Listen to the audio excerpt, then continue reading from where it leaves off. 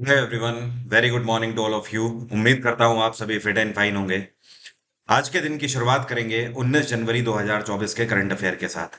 Current affair की PDF static GK के साथ आप मेरे टेलीग्राम ग्रुप से डाउनलोड कर सकते हैं।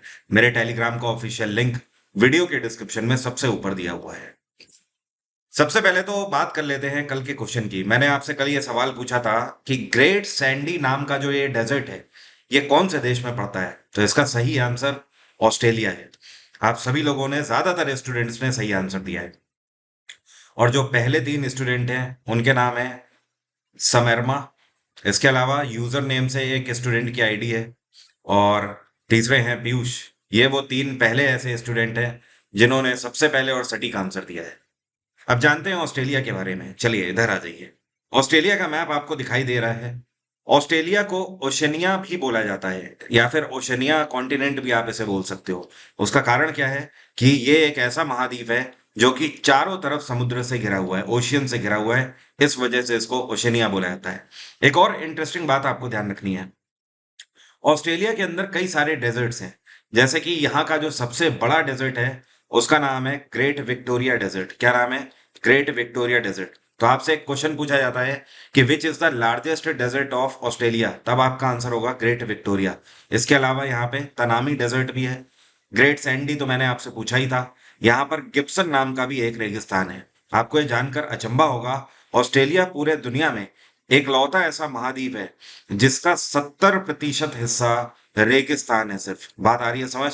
मतलब जो ऑस्ट्रेलिया कॉन्टिनेंट बसा हुआ है लोगों के थ्रू, पॉपुलेशन के थ्रू, वो केवल इसके 30% क्षेत्रफल में ही बसा हुआ है। बाकी सारा 70% जो है ये अपने आप में मरुस्थल है, जहां पर कोई भी ऐसी इंडस्ट्री नहीं है, ना ही लोग यहाँ पर पलायन करते हैं।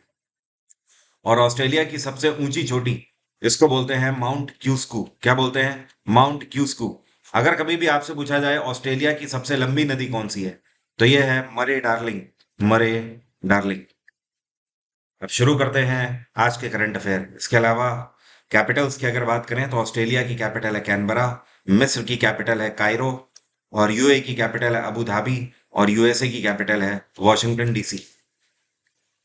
अब आज के करंट अफेयर पे नजर डालते हैं। अभी हाल ही में भारत सरकार ने कौन से देश के साथ लिथियम एक्सप्लोरेशन और माइनिंग को लेकर एक नई भागीदारी करी है?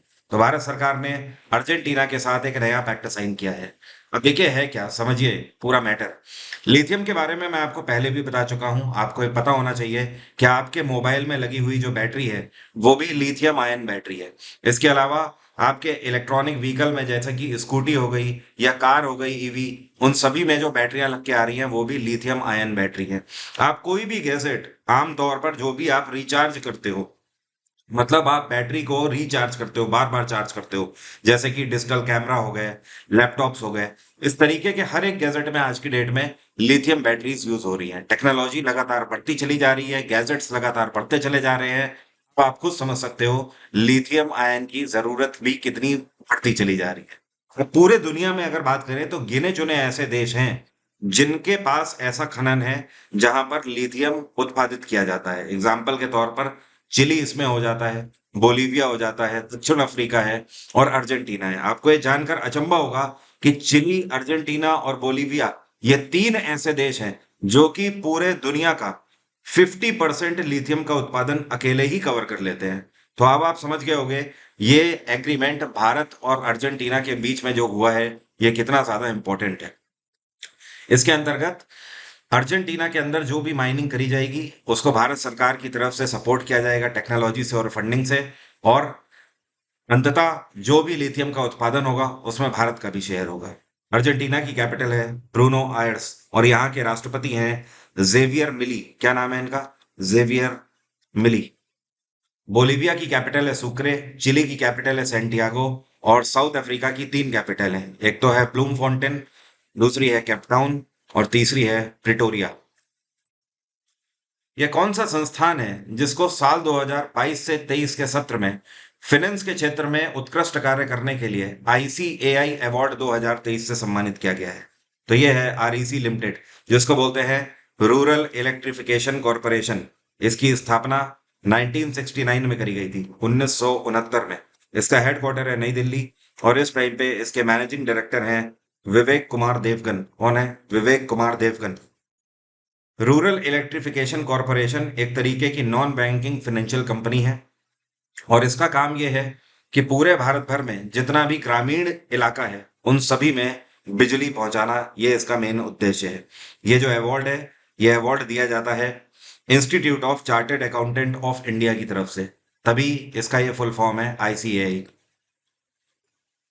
अभी हाल ही में कौन सा राज्य है जो कि 2023 के नेशनल स्टार्टअप अवार्ड से सम्मानित किया गया है बेस्ट स्टार्टअप परफॉर्मेंस इंडेक्स में?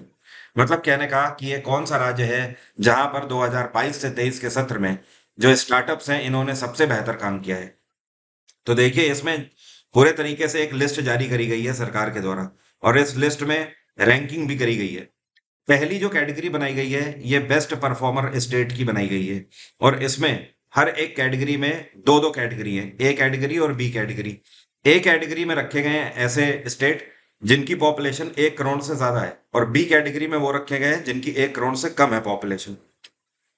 तो बेस्ट परफॉर्मर स्टेट की कैटेगरी में एक तो गुजरात रहा है, दूसरा यहाँ पर कर्नाटक रहा है, इसके अलावा केरल भी रहा है और तमिलनाडु रहा है। तो 3 ये दक्षिण के राज्य हैं और एक गुजरात, टोटल ये 4 हैं बेस्ट परफॉर्मिंग स्टेट। तो यहाँ पर आप गुजरात के साथ जाएंगे। और इसी में बी कैटेगरी में अगर बात करें तो हिमाचल प्रदेश रहा बेस्ट स्टेट में, ऐसे में जिनकी पॉपुलेशन 1 करोड़ से कम है। बाकी जो पूरी लिस्ट है वो लिस्ट मैंने पीडीएफ में आपको दे दिया, पीडीएफ एक बार जरूर देख लीजिएगा। और गुजरात में बीजेपी की सरकार है, यहाँ के मुख्यमंत्री हैं भूपेंद्र पटेल। और गुजरात में गवर्नर कौन है? आचार्य देवव्रत। हाल ही में केंद्र सरकार ने गुड़ पर कितना निर्यात शुल्क लगा दिया है? अगर आप गुड़ को बना के उसे एक्सपोर्ट कर रहे हो तो अब आपको एक्स्ट्रा ड्यूटी देनी पड़ेगी और इस पे सरकार ने सीधे सीधे 50% बढ़ा दिया है। मतलब अभी तक अगर 100 रुपए आप टैक्स देते थे एक्सपोर्ट ड्यूटी के रूप में, तो अब आपको 150 रुपए देने पड़ेंगे एक्सपोर्ट ड्यूटी के रूप में। मतलब इसका इनडायरेक्टली कहने का मतलब यह है कि सरकार चाहती है कि ज्यादा तादाद में गुड़ देश से बाहर ना जाए, क्योंकि इसका सीधा असर भारत में महंगाई के क्षेत्र में देखने को मिलता है। क्योंकि भारत में एक बहुत बड़ी ऐसी पॉपुलेशन का रेशियो है जो कि गुड़ को खरीदना पसंद करता है, उपयोग में लाना पसंद करता है। इवन इसका दवाइयों में भी कई बार आयुर्वेदा में यूज किया जाता है। तो ये जो एक्सपोर्ट ड्यूटी है इसीलिए बढ़ाई गई है कि जो लोग गुड़ का उत्पादन कर रहे हैं वो उसे कम करें।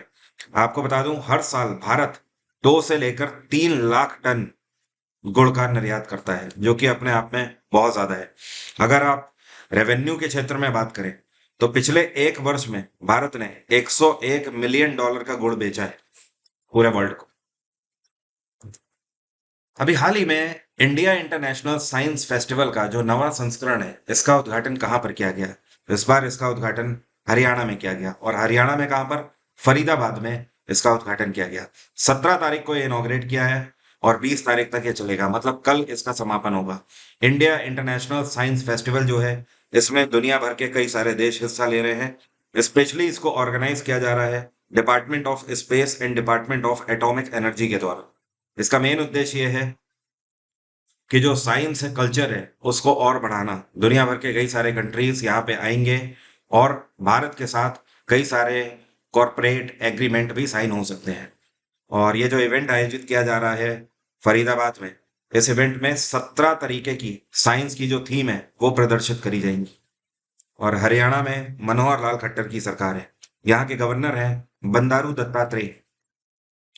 क्या आप बता सकते हो कि राजस्थान के अभी नए मुख्यमंत्री कौन बनाए गए हैं बीजेपी की तरफ से? क्योंकि पता ही है कांग्रेस की सरकार अभी विधानसभा के इलेक्शन हुए थे, उसके बाद नहीं रही, यहाँ पर बीजेपी ने नई सरकार बनाई है। कमेंट बॉक्स में आप लिखकर बताइए। अभी हाल ही में पहले ऐसे ये भारतीय पुरुष खिलाड़ी कौन बन गए हैं जिन्होंने ग्रैंड स्लैम ऑस्ट्रेलियन ओपन में किसी प्रसिद्ध खिलाड़ी को हरा दिया है? मतलब ऐसा खिलाड़ी जो कि एक प्रॉपर रैंकिंग धारण करता था।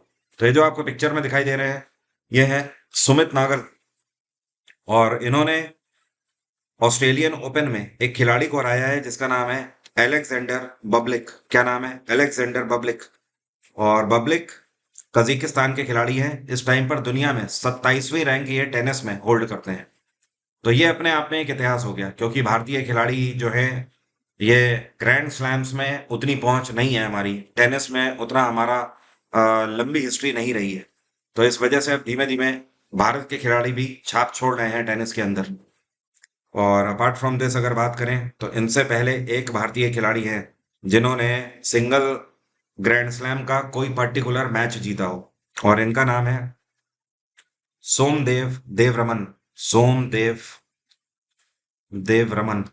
इन्होंने 2013 में एक सिंगल ग्रैंड स्लैम का मैच जीता था। ध्यान रखिए, मैं मैच की बात कर रहा हूँ, टाइटल की बात नहीं कर रहा हूँ। पूरे एक ग्रैंड स्लैम के अंदर कई सारे मैच होते हैं, तब जाकर फाइनल होता है। हाल ही में T20 क्रिकेट में सर्वाधिक शतक लगाने वाले बल्लेबाजों की सूची में नंबर 1 पे कौन है? तो ये है the one and only Rohit Sharma. Rohit Sharma ने अफगानिस्तान के खिलाफ जो सीरीज खेली जा रही थी, 3 मैचों की T20 की सीरीज, उसमें तीसरा मैच अफगानिस्तान के खिलाफ जो अभी खेला गया है, उसमें 69 बॉल्स में 121 रन जड़ते हुए ये खिताब अपने हाथ कर लिया है। इसके अलावा अगर बात करी जाए सीरीज की, तो सीरीज में अफगानिस्तान को 3-0 से व्हाइट वॉश कर दिया है भारत ने। और रोहित शर्मा ने एक और कीर्तिमान स्थापित किया है इसमें, आपको बताऊं।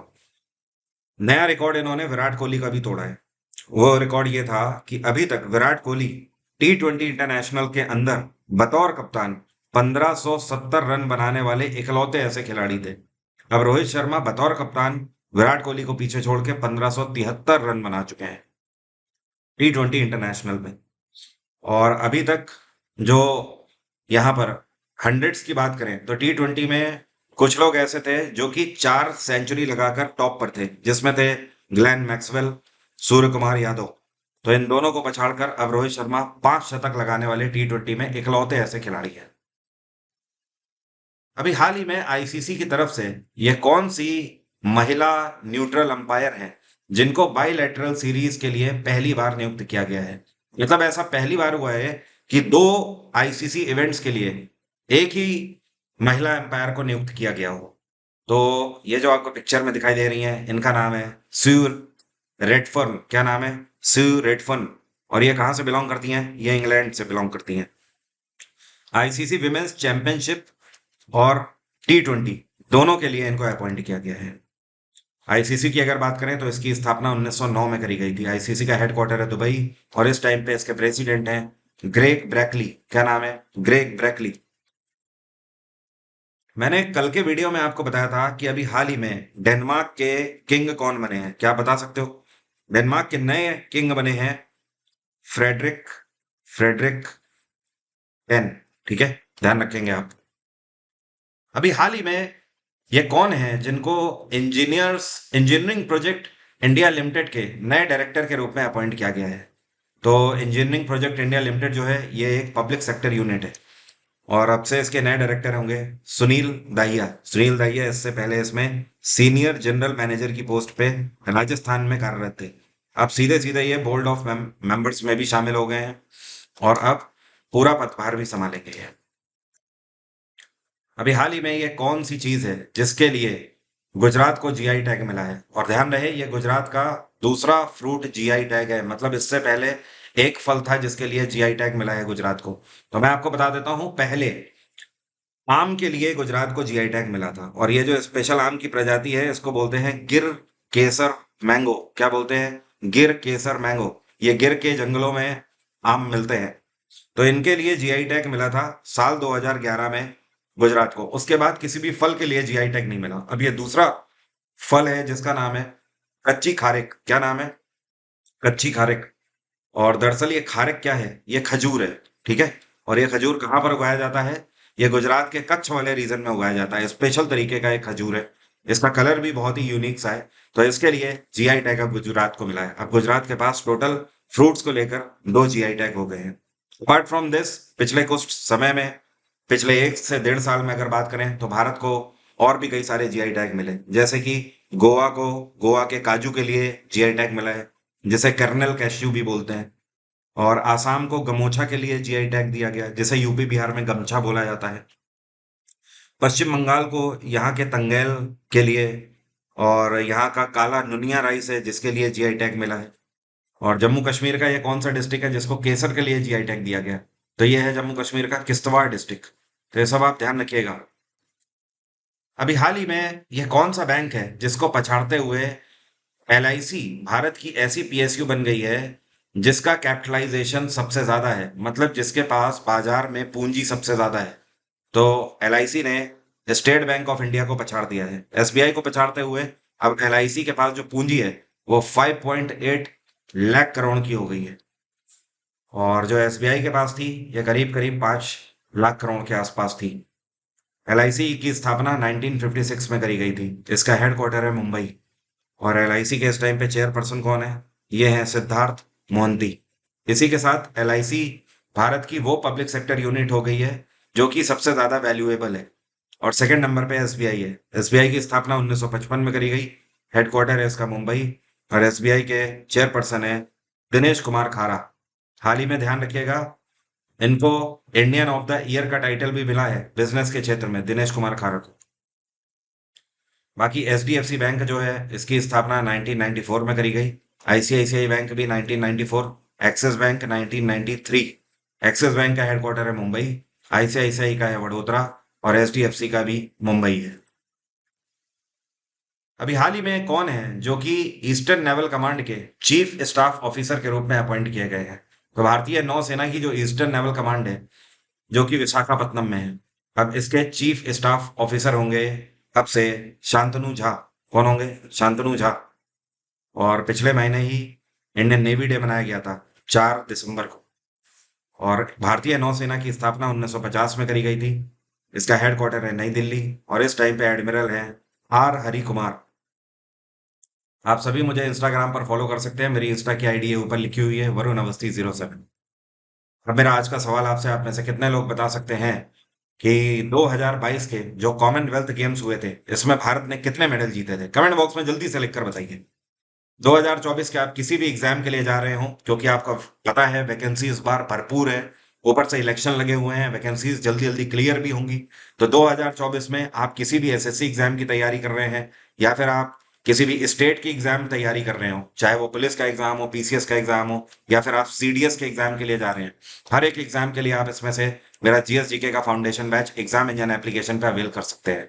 इस बैच में मैंने history, polity, geography, science, economics, computer और साथ में पिछले 5 साल के पीवाईक्यूज, ये सब कुछ कवर किया हुआ है। इस बैच की मदद से आप मैक्सिमम स्कोर कर सकते हैं। स्टैटिक जीके का लाइव बैच भी आप अवेल कर सकते हैं। अगर आपको डिस्काउंट चाहिए तो sscgsguru@gmail.com पर आप हमें मेल कर सकते हैं डिस्काउंट के लिए। अपना कॉन्टैक्ट नंबर आप जरूर उसमें मेंशन करें। आप मेरे पर्टिकुलर बैच भी अवेल कर सकते हैं, जैसे कि सिर्फ हिस्ट्री, सिर्फ पॉलिटी, इस तरीके से। आज की बात यहीं तक रहेगी। Thank you so much. Have a nice day. Take care. Bye bye. आपका दिन मंगलमय।